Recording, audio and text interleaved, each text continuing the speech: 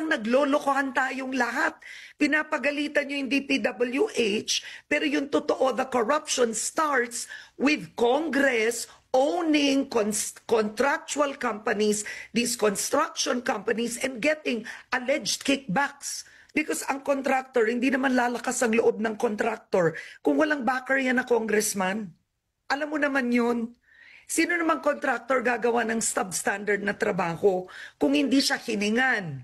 'Di ba? Kinailangan na niyang magbayad in advance. So now the contractor has no choice. Yung SunWest Incorporated had 79 projects na flood control. They were given 10 billion pesos. Ang founder nun, si Zaldico. Ang Hightone, 61 projects. 4.8 billion pesos. This is on record.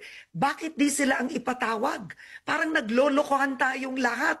Pinapagalitan nyo yung DPWH, pero yung totoo, the corruption starts with Congress owning contractual companies, these construction companies, and getting alleged kickbacks. Why waste the people's money and do it if you are not out for blood? It seems to me that, you're telling me walang problema, ba't ka pa mag-iimbestiga?